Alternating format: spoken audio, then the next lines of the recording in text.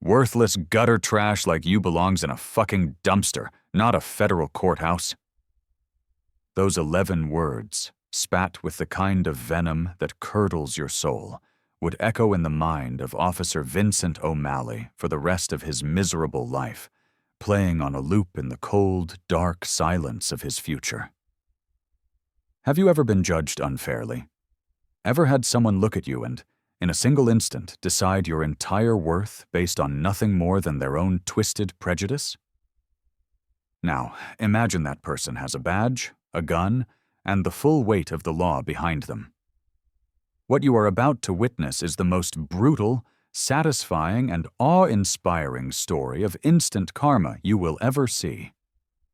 So, before we even dive in, do me a favor. Smash that subscribe button and ring the notification bell, because the takedown you're about to see is so legendary, you'll want to watch it twice. It started on a sweltering Tuesday morning in Charleston, South Carolina. Judge Evelyn Reed, dressed in a simple but elegant linen pantsuit, approached the J. Waddy's Waring Judicial Center. In her hand, she carried a worn leather briefcase, its contents holding the fates of a dozen people she would preside over that day. At 47, she had a presence that commanded respect. But in her civilian clothes, without the black robes that acted as her armor, she was just another woman walking to work. To Officer Vinnie O'Malley, she was less than that. He stood guard at the courthouse steps, a bulldog of a man whose neck was thicker than his sense of decency. He saw a black woman in an expensive suit approaching a federal building, and his brain, poisoned by years of bigotry and unchecked power, short-circuited. To him, she couldn't possibly belong here. "Another ghetto rat trying to sneak in," he muttered to his partner, Deputy Cardenas, who snickered in agreement. O'Malley blocked her path, puffing out his chest and sneering down at her with a look of pure, unadulterated contempt. "Can I help you?" he asked, his voice dripping with condescending sarcasm. "I'm just heading into work, officer," Evelyn replied calmly, though a familiar knot of tension tightened in her stomach. "Work?" O'Malley scoffed, looking her up and down. "This ain't the welfare office, sweetheart. This is a federal courthouse. Now turn around before you get yourself in real trouble." Evelyn's eyes narrowed. "I assure you, I have legitimate business here. Now if you'll excuse me." She made a move to step around him, and that's when O'Malley's fragile ego shattered. The idea that this woman would defy him was more than he could bear. His open palm, thick and calloused, cracked against her face with a sound like a gunshot. Her head snapped sideways with such force that for a moment the world was a blur of spinning concrete and blue sky. The expensive briefcase flew from her grasp, and years of legal work, briefs, motions, judicial orders, scattered like autumn leaves across the courthouse steps. Before she could even register the searing pain in her cheek, O'Malley grabbed her by the throat, his fingers digging into her skin, and slammed her back against the cold, unyielding stone of the courthouse wall. The impact knocked the wind out of her, and black spots danced in her vision. He leaned in close, his breath hot and foul with the smell of stale coffee and cigarettes. "Worthless gutter trash like you belongs in a fucking dumpster, not a federal courthouse." He twisted her arms behind her back with practiced brutality, the metal teeth of the handcuffs biting deep into her wrists. Other officers, including Cardenas and a younger deputy named Miller, began to gather around. They didn't intervene. They didn't help. They laughed. They pulled out their phones and started recording, capturing the humiliation for their own sick amusement. Evelyn's jaw throbbed, a deep, pulsating ache that radiated through her entire skull. But through the pain, through the degradation, her eyes remained locked on the large bronze nameplate mounted above the courthouse entrance, a nameplate she passed every single day. The Honorable Judge Evelyn M. Reed, presiding. She was less than 50 feet from her own courtroom, being brutalized, humiliated, and arrested by the very system she had sworn an oath to uphold. And in that moment, a cold, diamond-hard resolve formed in her heart. Officer O'Malley thought he was teaching a lesson to some woman he deemed worthless. He had no idea he had just signed his own death warrant. He was a dead man walking. He just didn't know it yet. Have you ever seen karma delivered so swiftly and so completely that it leaves you breathless? Inside the courtroom, O'Malley straightened his uniform, a smug grin plastered on his face. He had done this dance 100 times before. Spin the story, control the narrative, paint himself as the hero cop staring down the dangers of the street. The system was designed to believe cops over criminals, especially when those criminals looked like Evelyn Reed. "Your Honor," O'Malley began, his voice a practiced, steady baritone. He was addressing the temporary magistrate, Judge Albright, a pale, bird-like man in his late 60s who was filling in for the day. "I was conducting routine security protocols at the main entrance when I encountered a suspicious individual attempting to breach courthouse security." He gestured dramatically toward Evelyn, who now sat at the defendant's table, cuffed and bruised, a deep purple bloom already spreading across her left cheek. "The defendant was acting erratically, Your Honor. She refused to provide any identification and became increasingly agitated and belligerent when I asked her to comply with standard security procedures." Judge Albright, a man who saw the world in simple shades of black and blue, nodded approvingly. "And what, specifically, did you observe, Officer O'Malley?" "Well, sir, her attire was inappropriate for court proceedings. Very flashy. She was carrying what appeared to be stolen legal documents." O'Malley's eyes gleamed as he warmed to his fabrication, the lies flowing from him as easily as breath. "When I approached to investigate, she became verbally aggressive, using profanity, making threats against me and my family. It was a very volatile situation." From the gallery, Deputies Cardenas and Miller exchanged knowing smirks. They had heard Vinnie spin these tales dozens of times. Different faces, different days, same old script. "She kept screaming about being someone important," O'Malley continued, his voice dripping with disdain as he layered on another lie. "These people, they always do that.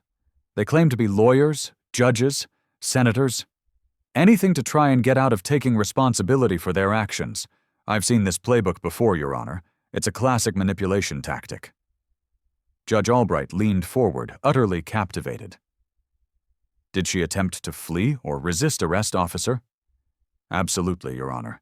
The defendant became physically combative when I attempted to place her in protective custody for her own safety and the safety of the public." O'Malley held up his hands, as if to show invisible wounds. "I was forced to use the minimum necessary force to de-escalate the situation and ensure public safety. I showed remarkable restraint, all things considered." The courthouse stenographer's fingers flew across her machine, a silent, whirring machine capturing every syllable of his perjury for posterity. In the back row, a young law clerk, a recent graduate named Sarah, frowned deeply. Something about the woman at the defendant's table, her posture, her quiet dignity even in cuffs, was nagging at her. "Deputy Cardenas," the prosecutor, a harried woman named Sandra Walsh, called out. "Can you corroborate Officer O'Malley's testimony?" Cardenas stood, his uniform pressed to military perfection. "Yes, ma'am. I witnessed the entire incident. The defendant was clearly trying to circumvent our security protocols. Officer O'Malley handled the situation with the utmost professionalism and courage." "And the alleged assault?" Judge Albright inquired, peering over his glasses. O'Malley's jaw tightened. "Your Honor, as I stated, I used only the force necessary to subdue an aggressive, non-compliant individual who posed a clear threat to courthouse security. The defendant's injuries, if any, are a direct result of her own violent resistance to lawful commands." He pulled out his personal phone, the one he'd used to film her humiliation. I have partial footage here, Your Honor, though, unfortunately, my department-issued body cam malfunctioned this morning. A battery issue. The lie rolled off his tongue like honey. How convenient. How convenient? Evelyn murmured, speaking for the first time. Her voice was quiet, but it cut through the air like a razor. I'm sorry? Judge Albright raised an eyebrow, annoyed by the interruption.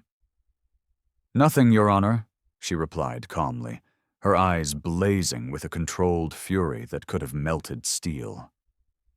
O'Malley pressed his advantage. What we're seeing here is a classic case of someone playing the victim card after being caught breaking the law. She was trespassing on government property, carrying suspicious documents, and when confronted with her criminal behavior, she immediately cried discrimination. It's a sad, cynical ploy. The prosecutor, Sandra Walsh, nodded sympathetically. Officer O'Malley, in your 15 years of service, have you encountered similar situations? Unfortunately, yes. All the time. There's a pattern with certain individuals. They believe they're above the law, that the rules don't apply to them. And they use these baseless accusations of racism as a shield to deflect from their own criminal behavior. O'Malley's voice rose with righteous indignation. It's honestly insulting to the real victims of discrimination out there. Several people in the gallery, mostly white courthouse employees, nodded in solemn agreement. They had heard these stories on the news, seen these narratives play out on social media. It felt familiar, comfortable, true. The defendant claims she was going to work, O'Malley said, making sarcastic air quotes. But she couldn't provide any employment verification, no ID, no legitimate reason for being in a restricted area of the courthouse. Deputy Miller, the third officer, stepped forward, eager to get in on the action. If I may add, Your Honor, the defendant was carrying what appeared to be confidential legal documents. We have reason to suspect she may have been involved in some kind of identity theft or fraud scheme. Judge Albright looked intrigued. A fraud scheme? Yes, sir. O'Malley jumped back in, sensing victory. These documents had judicial letterhead, case numbers, sensitive information. No legitimate citizen would have access to materials like this. We believe she may have been planning to impersonate court personnel to gain access to sensitive areas. The irony was so thick, it was almost suffocating. But O'Malley, blinded by his own arrogance, pressed on, completely oblivious to the elaborate trap he was setting for himself. In my professional opinion, he concluded, puffing out his chest one last time, this is simply another case of someone trying to game the system. She knows if she can make this about race, about alleged police brutality, she can distract from her actual crimes. It's a calculated manipulation of public sympathy. He turned and faced Evelyn directly, his eyes cold and full of contempt. These people think they can just waltz into any building, any courtroom, any space they choose. And when they're stopped, they scream discrimination. Well, not on my watch. Not in my courthouse. The words hung in the air like a poisonous cloud. Your Honor, Prosecutor Walsh added smoothly, the state recommends we proceed with charges of trespassing, resisting arrest, and assault on a police officer. The defendant's attempt to frame this as a civil rights issue is clearly a desperate and transparent defense strategy. O'Malley allowed himself a small, triumphant smile. This was going exactly as planned. Another case, another win. Another reminder that the system worked just the way it was supposed to. People knew their place, or they learned it the hard way. Furthermore, he added, emboldened by the supportive atmosphere in the room, I want to emphasize that I showed remarkable restraint. The defendant was clearly unstable, possibly under the influence of narcotics. A lesser officer might have been forced to use much more significant force to neutralize the threat. Judge Albright nodded gravely. Your professionalism is noted for the record, Officer O'Malley. In the defendant's chair, Evelyn sat perfectly still, her hands folded in her lap despite the cold steel of the handcuffs. Her expression remained calm, almost serene, but anyone looking closely would have noticed the slight, dangerous upturn at the corners of her mouth. She was taking meticulous mental notes of every lie, every fabrication, every single detail that would soon unravel not just O'Malley's career, but his entire life. The officer had no idea he was delivering his own eulogy in front of the very person who had the power to bury him. "Is there anything else you'd like to add, officer?" Judge Albright asked, ready to wrap things up. O'Malley straightened his shoulders, feeling 10 feet tall. "Just that incidents like this are a stark reminder of why we need strong law enforcement. Some people only understand authority when it's backed by force. The defendant learned today that actions have consequences." He had no idea how prophetic those words would be. The prosecutor smiled confidently. "The state rests its case against this defendant, Your Honor. The evidence clearly shows a pattern of criminal behavior and a dangerous resistance to lawful authority." As O'Malley stepped down from the witness stand, he caught Evelyn's eye one final time. He winked at her, a gesture of complete dominance, of total, unassailable victory. It would be the last moment of triumph in his entire life.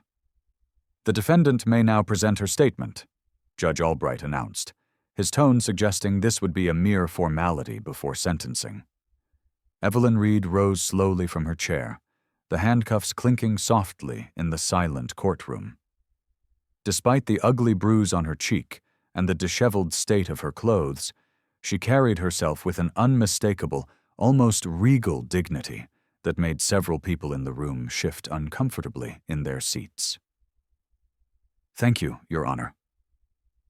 Her voice was clear, controlled, and carried an innate authority that seemed to fill the entire room, silencing the whispers and coughs. "I appreciate the opportunity to address these creative allegations." Judge Albright blinked. Something in her tone was unexpected. It was professional, precise, in a way that didn't match the unhinged criminal O'Malley had just described. "First," she began, her eyes sweeping the courtroom methodically, landing for a brief, cold moment on O'Malley, Cardenas, Miller, and the prosecutor, "I want to clarify several factual inaccuracies in Officer O'Malley's testimony. According to his statement, I was trespassing on government property.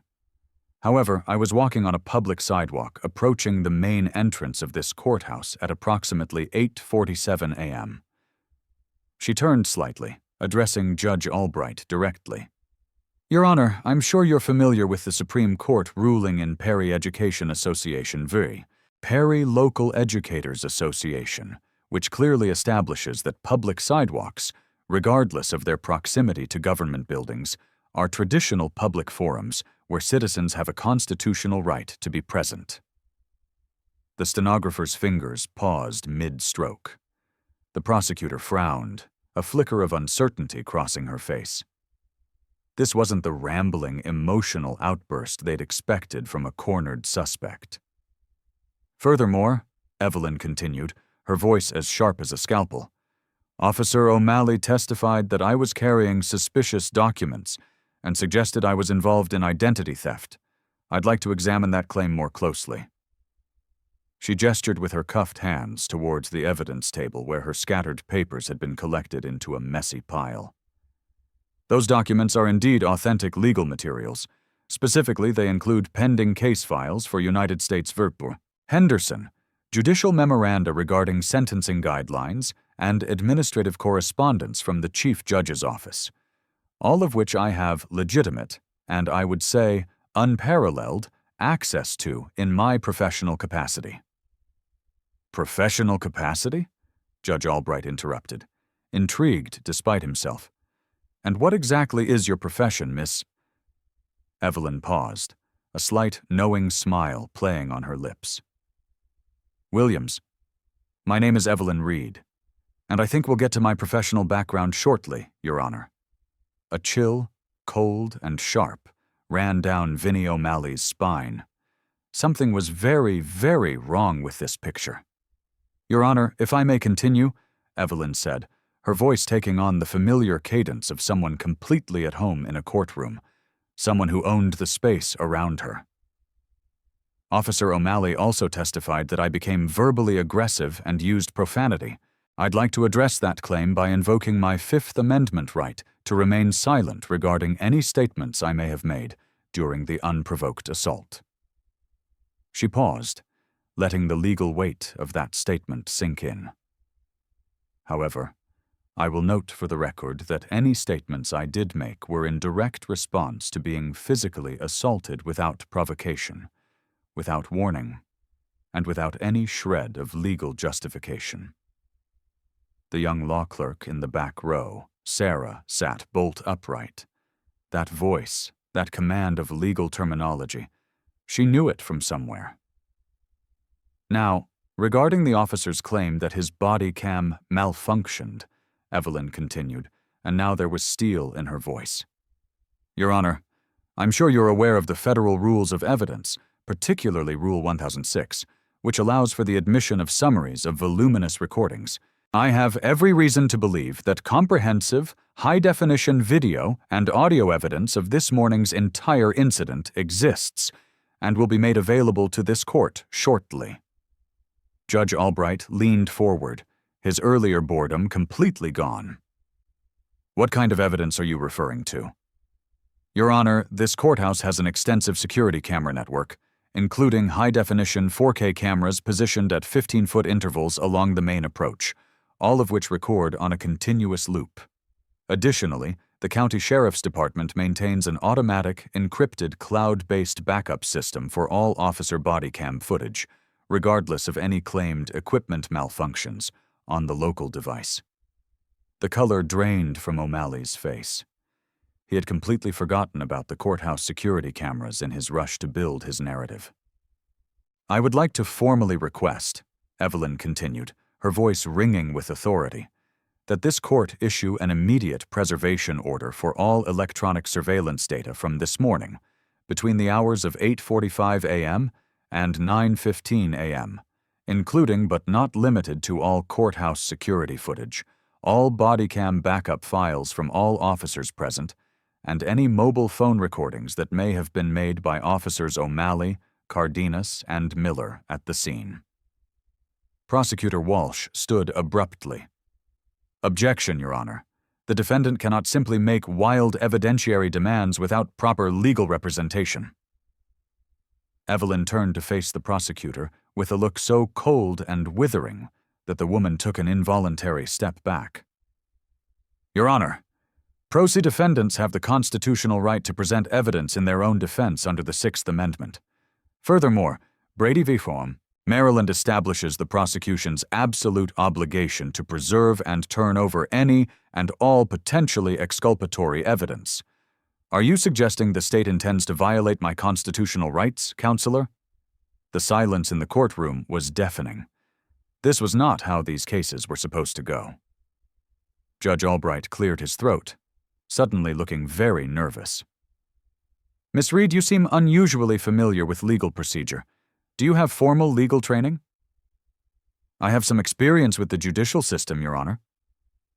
Evelyn's response was carefully neutral, but her eyes gleamed with something that looked terrifyingly like amusement. She walked, as much as the handcuffs would allow, to the evidence table and gestured toward her scattered belongings. Your Honor, I'd also like to address Officer O'Malley's characterization of my presence here as suspicious or unauthorized. He claimed I had no identification. She pointed to her wallet, which was in an evidence bag. In that wallet, he would have found my state-issued driver's license, my federal employee ID, and my American Bar Association membership card. Bailiff Marcus Jones, a large, gentle man who had worked in this courthouse for 20 years, suddenly went very still. He was staring at Evelyn, a look of dawning recognition and absolute horror spreading across his face. Officer O'Malley testified that I claimed to be someone important, Evelyn continued, her voice steady and relentless. I'd like to clarify that I never made any such claim during our encounter. However, I did attempt to show him my identification, which he refused to even look at before initiating his violent assault. She paused, surveying the now terrified faces in the courtroom. Your Honor, I have in my possession, despite Officer O'Malley's interference, documentation that will conclusively establish both my identity and my legitimate reason for being at this courthouse this morning. Judge Albright was beginning to look physically ill. What kind of documentation? Evelyn reached carefully into the pocket of her blazer, moving slowly and deliberately. She pulled out a small leather credential wallet. My judicial parking pass, issued by this courthouse's administrative office.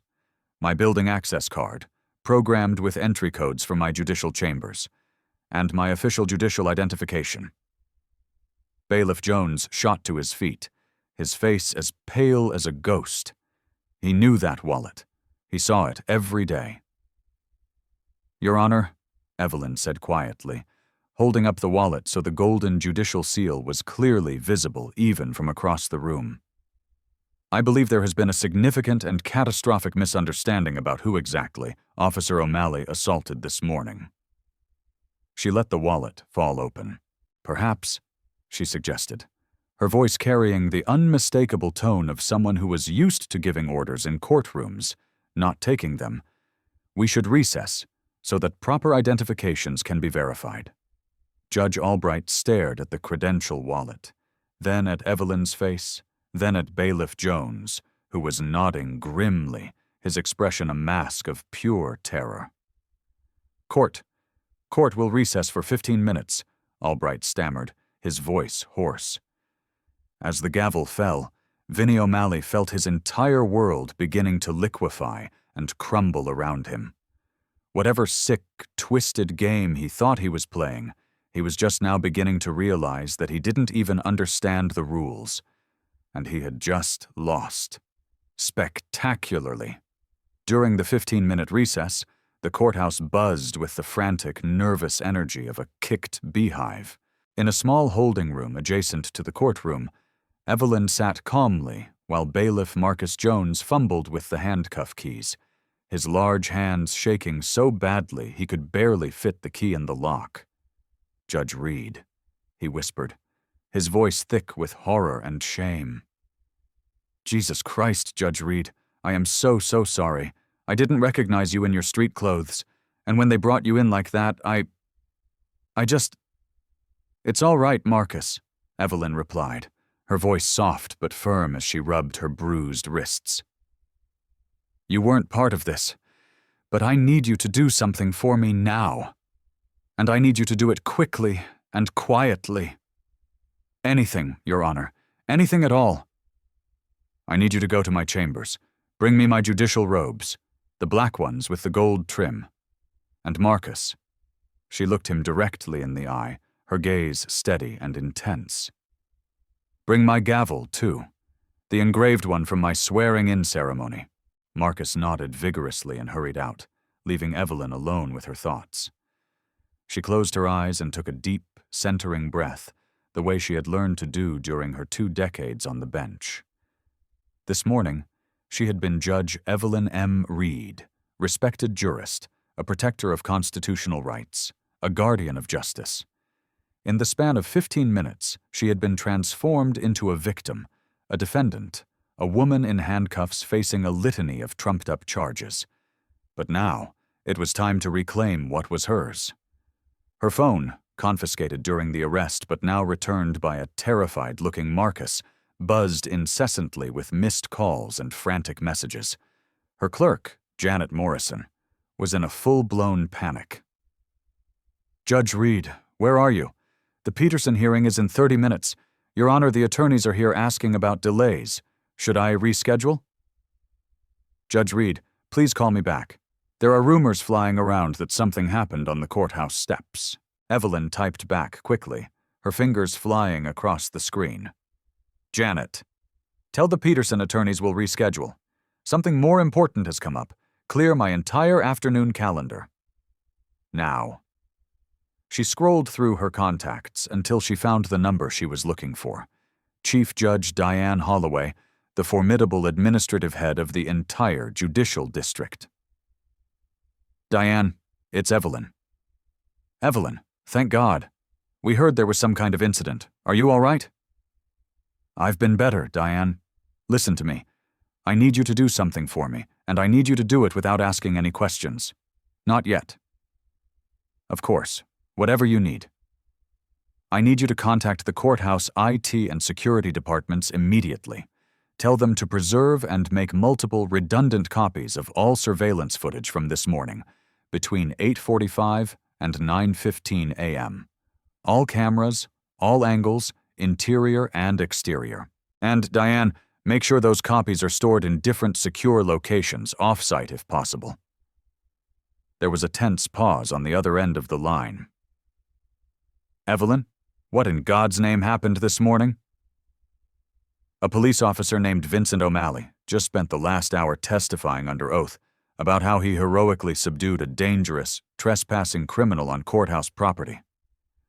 Evelyn's voice was steady as a rock, but there was an edge to it that Chief Judge Holloway had never heard before. "And the dangerous criminal, Diane, it was me, on my way to work. He didn't just arrest me. He assaulted me in front of this courthouse, called me gutter trash, and told me I belonged in a dumpster." The silence on the other end of the line stretched for nearly 30 seconds, a void filled with unspoken fury. "Jesus Christ, Evelyn. What do you need? Should I call the FBI? The Attorney General's office?" "Not yet.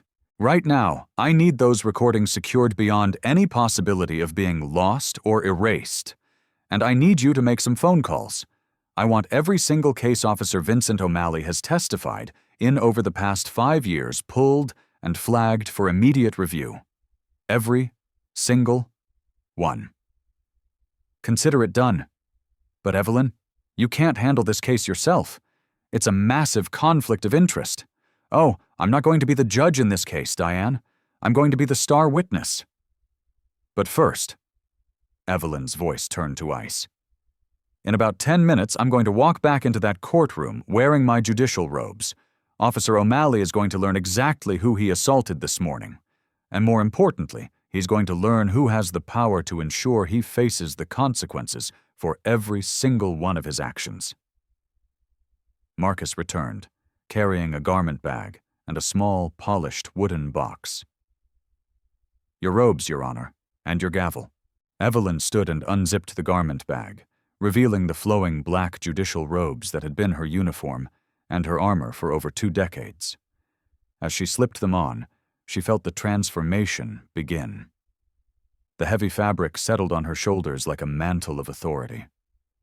Each fold and crease was a reminder of the power she wielded, the sacred oaths she had taken, the justice she was sworn to protect and deliver. She opened the wooden box and lifted out her ceremonial gavel, its weight familiar and comforting in her hand. Engraved on its golden band were the words, "Justitia non novit patrem nec matrem, solam veritatem spectat." Justice knows no father nor mother. It beholds the truth alone. "Marcus," she said, adjusting her robes, "when we return to that courtroom, I want you to announce me properly." "Yes, Your Honor. How would you like to be announced?" Evelyn Reed straightened to her full height, her posture immaculate, every inch the federal judge she had been for 23 years. The Honorable Judge Evelyn M. Reed, presiding. She glanced at herself in the small mirror on the holding room wall. The ugly bruise on her cheek was still visible, a stark, violet mark against her brown skin. But now it served a different purpose. It wasn't just evidence of O'Malley's brutality. It was a symbol of how far the system had fallen, and how completely, and how painfully it was about to be restored. "When court resumes," she said to Marcus, her voice a low, dangerous promise, "Officer O'Malley is going to learn what justice really means." "All rise!" Bailiff Marcus Jones's voice boomed through the courtroom with a newfound authority that made everyone, cops, lawyers, clerks, and spectators, snap to attention. But what happened next would be seared into their memories for the rest of their lives. This court is now in session. The Honorable Judge Evelyn M. Reed presiding. The words hit the courtroom like a physical blow. Officer Vinnie O'Malley, who had been leaning casually against the prosecutor's table, joking with Cardenas, went rigid, his face instantly turning the color of ash. Judge Albright, still seated in what he now realized with dawning horror was not his chair, turned a shade of pale usually reserved for corpses.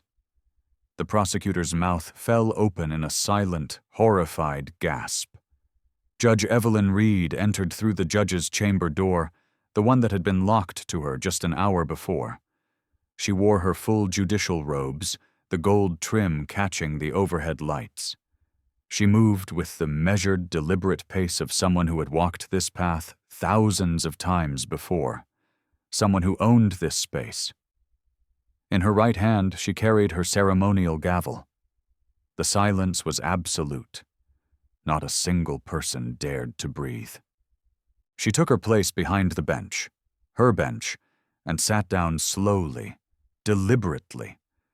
Her eyes, cold and hard as obsidian, swept the courtroom, taking in every shocked face, every dropped jaw, every single person who was finally, terrifyingly, beginning to understand the magnitude of what had just happened. "Officer O'Malley," she said quietly.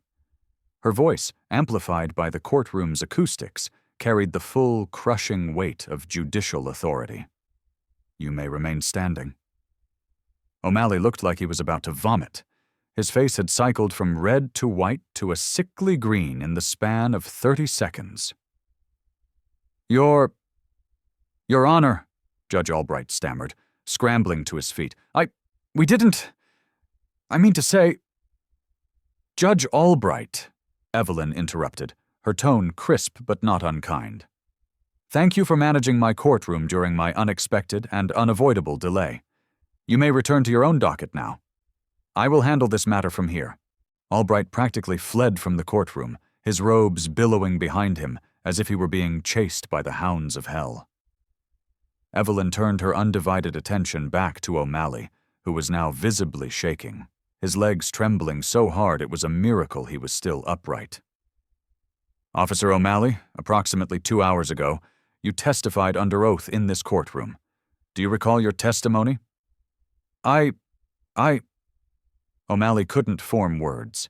His tongue felt thick and useless in his mouth. "Let me refresh your memory," Evelyn continued, her voice dangerously calm. "You stated, and I quote, 'These people always claim to be lawyers, judges, senators, anything to avoid accountability.' Do you remember saying that?" O'Malley managed a weak, pathetic nod.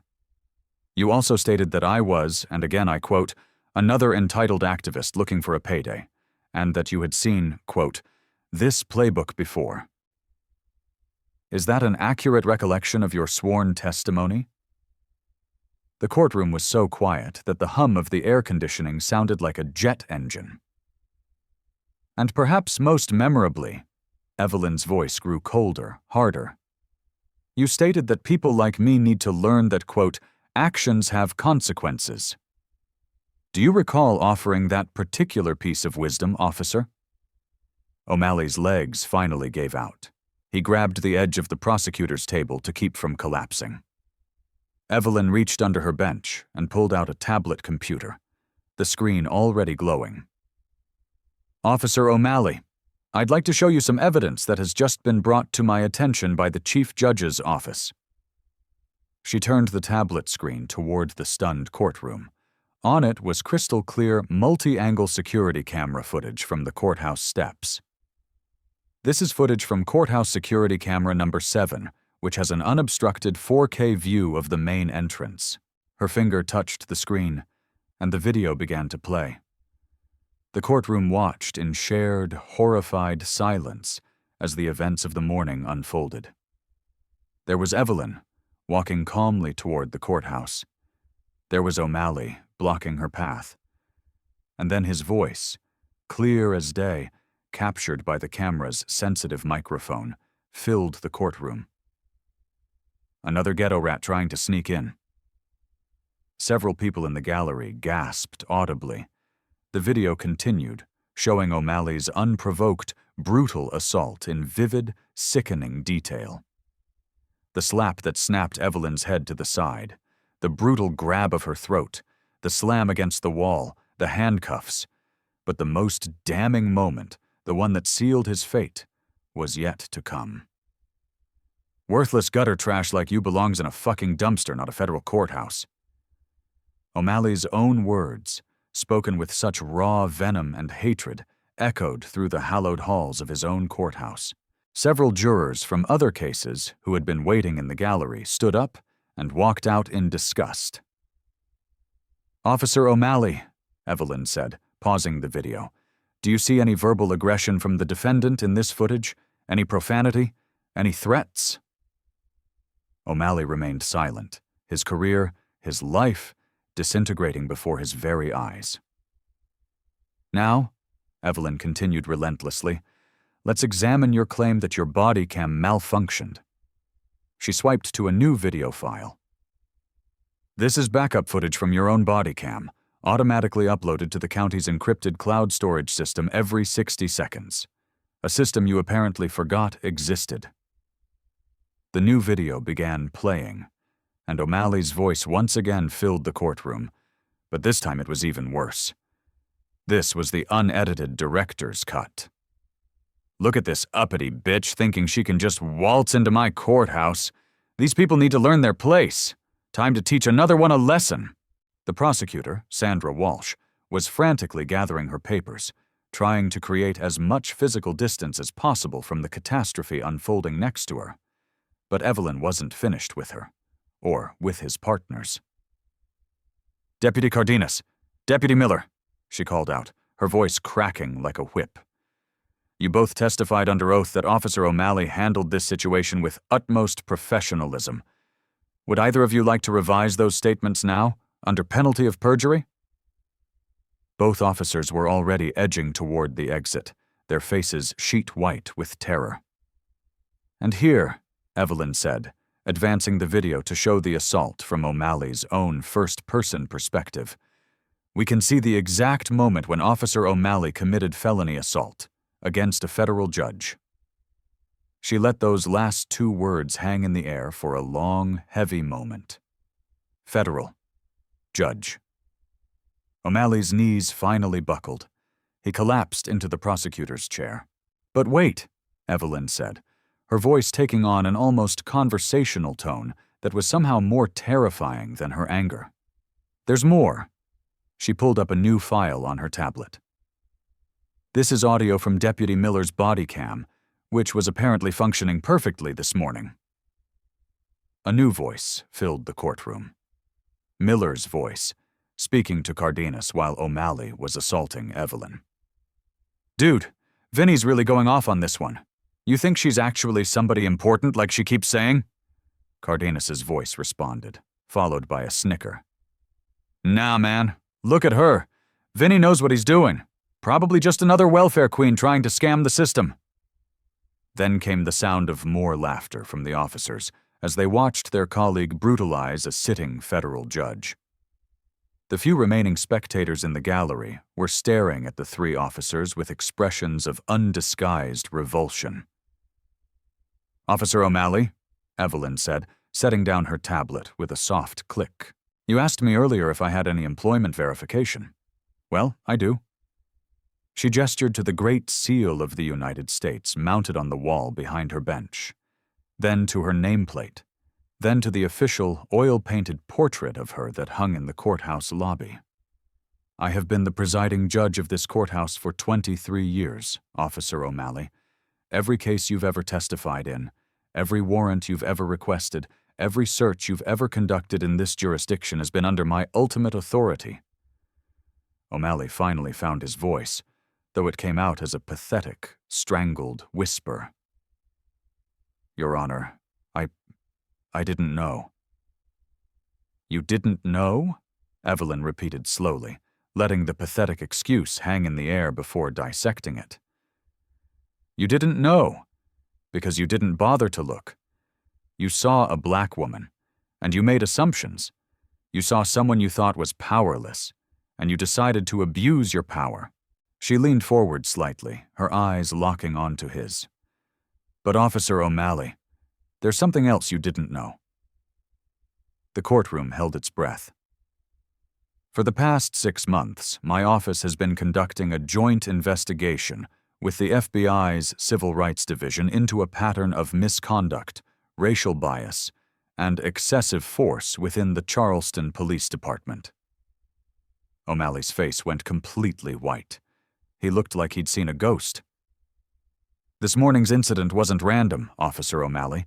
You have been under federal investigation for months, and today you just gift-wrapped and hand-delivered the most perfect, irrefutable, and damning piece of evidence that we could have ever hoped for. She lifted her gavel and held it in front of her. Officer O'Malley, you said that actions have consequences. You were absolutely right about that. She brought the gavel down with a sound like a crack of thunder. Court will recess while I consider the appropriate charges to be filed against you, Deputy Cardenas and Deputy Miller. O'Malley didn't just collapse into a chair this time. He fell to the floor, a broken, whimpering mess. His career, his reputation, and his freedom were now hanging by the thinnest of threads, and Judge Evelyn Reed was holding the scissors. When court resumed 20 minutes later, the atmosphere had completely transformed. Word had spread through the courthouse like wildfire. Lawyers, clerks, bailiffs, and court reporters had quietly filed into the gallery, drawn by whispers of the most spectacular courtroom reversal in the building's history. It was standing room only. O'Malley sat slumped in what was now undeniably the defendant's chair.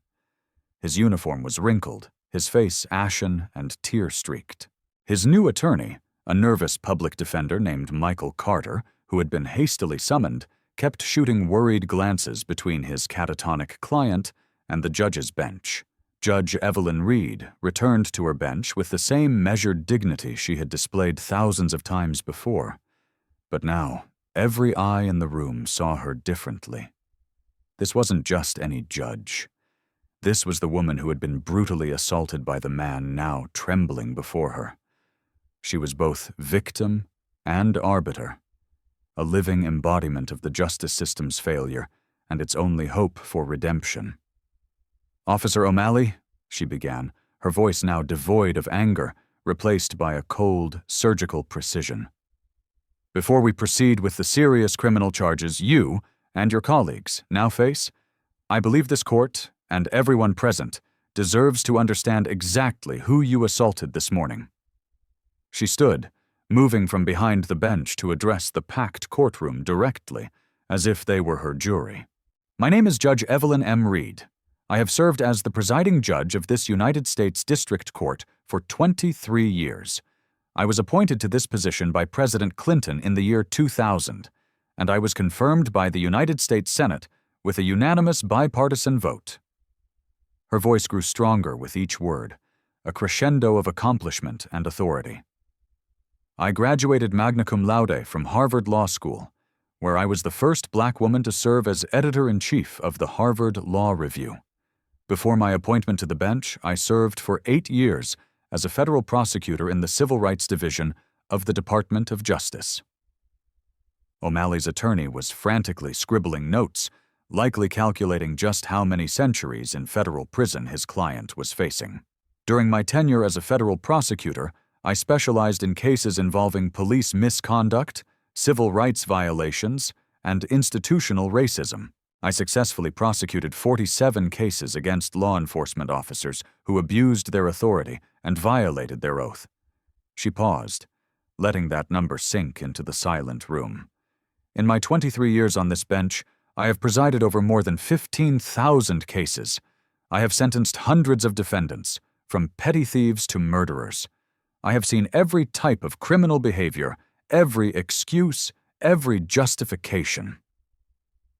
Judge Reed walked slowly, deliberately, closer to where O'Malley sat cowering. But in all my years of service, Officer O'Malley, I have never, not once, encountered such a perfect, pristine, and pathetic example of everything that is wrong with policing in America. The packed courtroom was silent, except for the sound of O'Malley's ragged, panicked breathing. "You see, Officer O'Malley, when you called me gutter trash and a filthy animal, when you told me I belonged in a dumpster, when you slammed me against the wall of my own courthouse, you weren't just assaulting a random citizen." She returned to her position behind the bench, reclaiming her seat of power. "You were assaulting the one person in this entire state who has dedicated her entire professional life to ensuring that officers exactly like you are held accountable for their actions." Judge Reed opened a thick file that a clerk had placed on her bench. "This file contains detailed records of every case you've testified in over the past 5 years. 43 cases, Officer O'Malley. 43 times you've stood in this very courtroom and sworn an oath to tell the truth." She flipped through several pages. 28 of those cases involved defendants who were people of color. In 26 of those cases, you were the sole arresting officer. And in every single one, Officer O'Malley, you described the defendants using remarkably similar language to what you used with me this morning. O'Malley's face had gone from white to a sickly, mottled gray. Acting erratically, refusing to comply, becoming aggressive, threatening officer safety. The same words, the same narrative, the same lies, over and over and over again. Judge Reed closed the file with a sharp, final snap. "But here's what you didn't know, Officer O'Malley. That joint investigation I mentioned, with the FBI and the Department of Justice? It wasn't a general inquiry into the department. It was an investigation focused specifically on you." The public defender stopped writing and simply stared at his client with an expression of profound pity. "Your name, Officer O'Malley, has been at the top of a federal watch list for 18 months. You have been under surveillance. Your communications have been monitored. Your arrest patterns have been analyzed by the top statisticians at the DOJ." She leaned forward slightly, her voice dropping to a conspiratorial whisper. "And this morning, Officer O'Malley, you provided us with the most perfect, unambiguous, undeniable evidence of criminal civil rights violations that any prosecutor could ever hope for. You provided it on a silver platter." Judge Reed lifted her gavel. "You assaulted a federal judge while she was performing her official duties. You did so based explicitly on racial animus, as evidenced by your own recorded statements. You then committed perjury when you lied, repeatedly and egregiously, under oath about the circumstances of that assault." The gavel hovered in the air like a guillotine. "Officer O'Malley, you told me this morning to know my place. Well, let me tell you exactly what my place is." Her voice filled the courtroom with quiet, unshakable authority. "My place is on this bench, in this courtroom, ensuring that justice is served. My place is holding people like you accountable when you betray the power we, the people, have entrusted to you." The gavel came down once, a sharp, deafening crack. "My place, Officer O'Malley, is making damn sure that what you did to me this morning is the last act of racial violence you will ever commit as a police officer." O'Malley finally understood. He hadn't just assaulted a random woman. He had assaulted justice itself.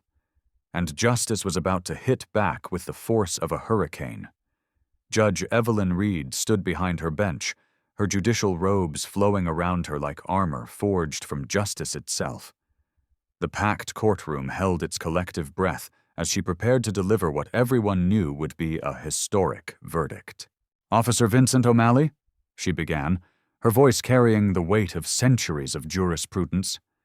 "Before I render judgment in this matter, I want to address not just you, but everyone in this courtroom, and everyone who will hear about what happened here today." She gestured to the gallery, packed with lawyers, court staff, reporters, and citizens drawn by the extraordinary proceedings. This morning began with a simple question.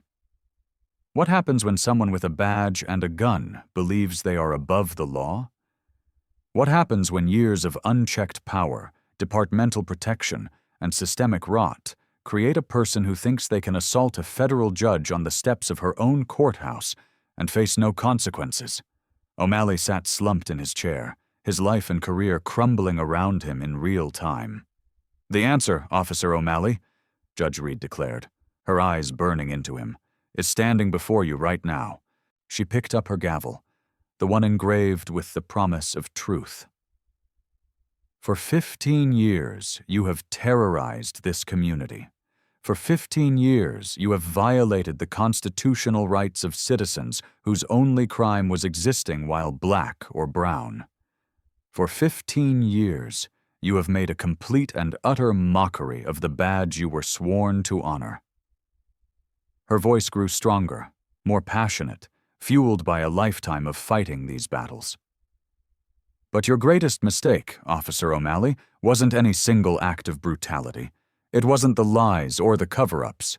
Your greatest mistake was believing that the system would always protect you, no matter how far you went, no matter how many lives you destroyed."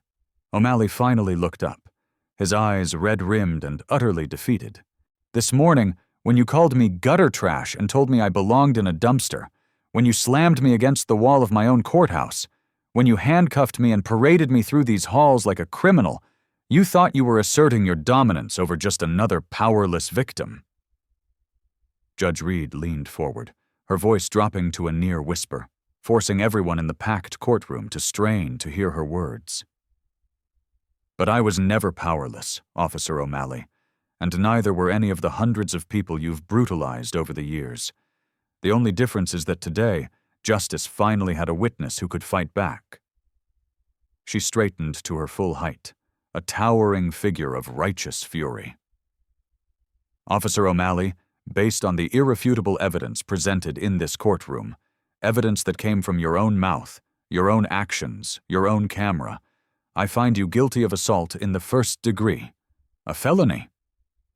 The words hit the courtroom like thunder. "I find you guilty of assault on a judicial officer engaged in the performance of official duties, a federal felony carrying a mandatory minimum sentence." O'Malley's attorney closed his eyes and put his head in his hands.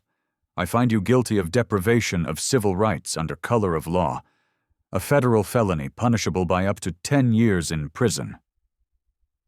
With each pronouncement, O'Malley seemed to shrink further into his chair, becoming smaller and more pathetic. "And I find you guilty of perjury in the 1st degree for your false testimony given under oath in this very courtroom." Judge Reed paused, letting the weight of those convictions settle over the room. "But Officer O'Malley, this case was never really about you. You are simply a symptom of a much larger disease that has infected our justice system for far too long." She turned to address the packed gallery, her audience, the entire country.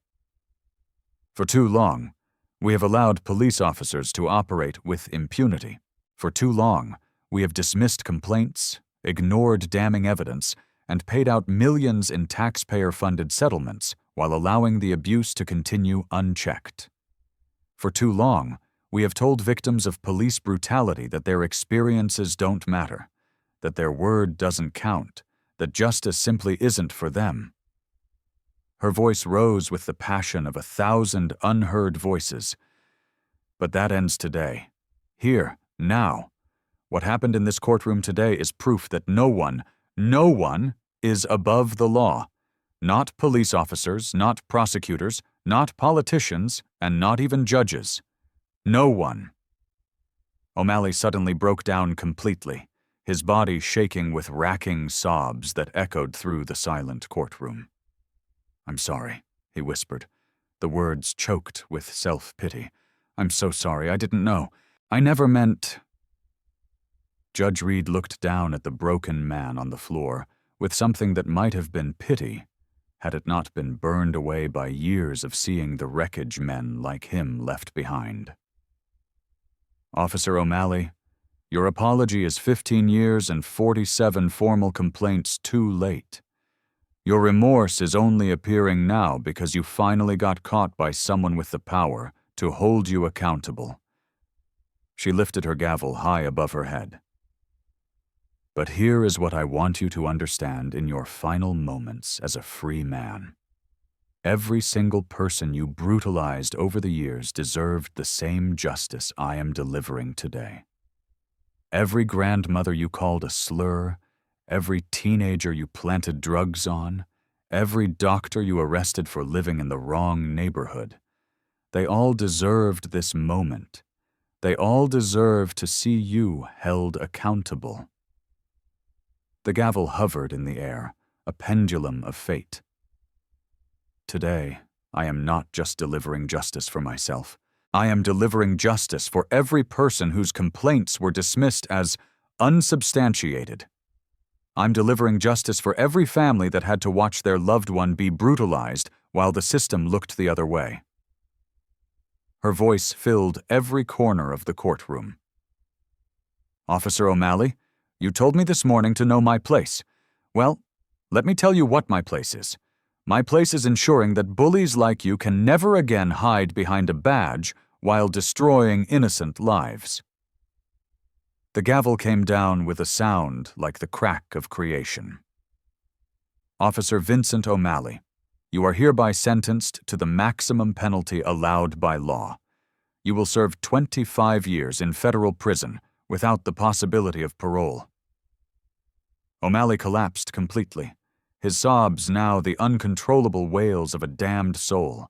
Furthermore, Judge Reed continued, her voice ringing with finality, I am ordering a full federal investigation under my direct supervision into every case you have touched, every arrest you have made, and every complaint that has been filed against you.